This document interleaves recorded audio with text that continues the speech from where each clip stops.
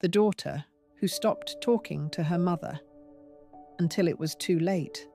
There are some silences that echo louder than words. This is a story about one of them. Sarah was 16 when she stopped talking to her mother. Not all at once. It happened gradually, like a door closing 1 inch at a time, until suddenly it was locked. It started with arguments about small things, curfews, grades, the wrong tone of voice. But beneath those surface battles was something deeper, something neither of them could name. Her mother, Linda, had a way of saying, "I'm just trying to help," that somehow felt like criticism.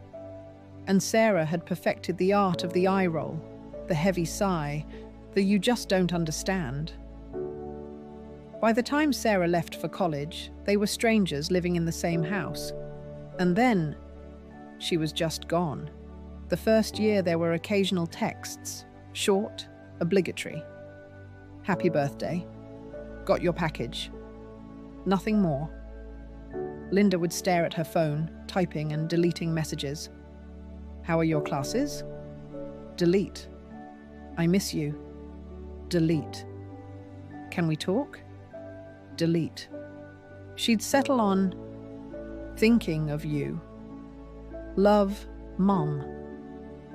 Read receipts showed Sarah had seen them, but there was rarely a response.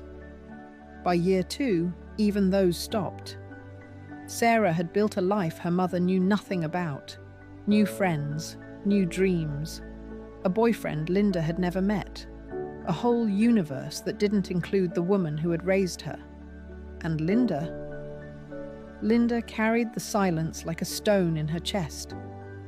People would ask about her daughter. "How's Sarah doing?"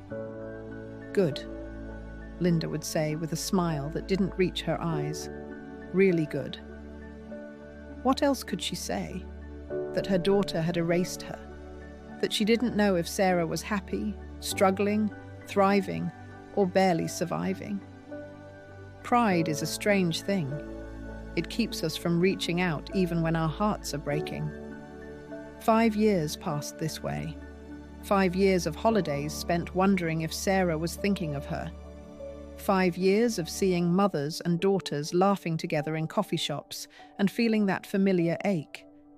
5 years of "maybe tomorrow I'll call" that turned into "maybe next month," that turned into silence so thick it felt permanent. And then one Tuesday morning, Linda felt something odd. A tightness in her chest. A flutter that didn't feel quite right. She ignored it. She was only 53. Healthy, strong. But by evening, the pain was impossible to ignore. The heart attack came fast. She collapsed in her kitchen, alone, her phone just inches from her fingertips. The neighbors found her 3 hours later. By the time Sarah got the call from a hospital she didn't recognize, in a city she'd stopped calling home, her mother had already been in surgery. Sarah drove through the night. 8 hours of highway stretched before her, and for the first time in 5 years, she let herself think about all the things she'd been running from. She remembered being 7, learning to ride a bike, her mother running beside her shouting, "I've got you! I've got you!" Even after she'd let go.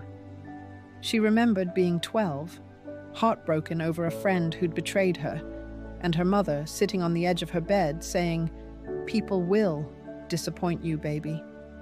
But that doesn't mean you stop opening your heart."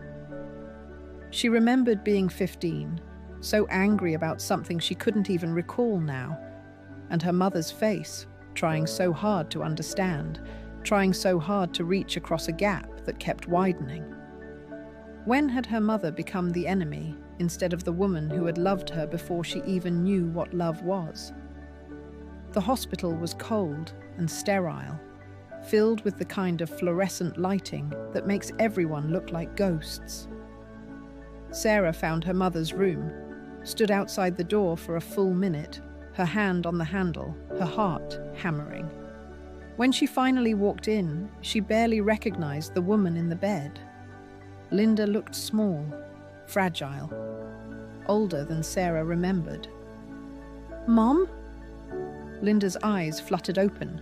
For a moment, there was confusion, then recognition, then something that looked like relief and heartbreak mixed together. "Sarah," she whispered. And just like that, 5 years of silence shattered. "I'm sorry," Sarah said. And then she was crying, really crying, in a way she hadn't let herself cry in years. "I'm so sorry, Mum. I was so stupid. I was so angry about things that don't even matter now. I wasted so much time." Linda reached out a weak hand. Sarah took it. "You're here now," Linda whispered. "That's what matters.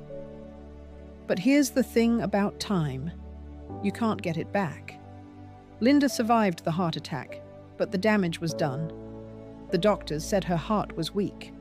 She'd need to take it easy, change her lifestyle, live carefully. What they didn't say, but what hung in the air between them, was that time was no longer a guarantee. Sarah moved back home that week. She told herself it was temporary, just until her mum recovered. But deep down, she knew the truth. She was trying to compress years of missed moments into whatever time they had left. They talked. Really talked. About everything. The arguments, the silence, the hurt on both sides. Linda admitted she'd been too controlling, too afraid of letting Sarah make mistakes. Sarah admitted she'd been too proud, too quick to cut off the person who loved her most.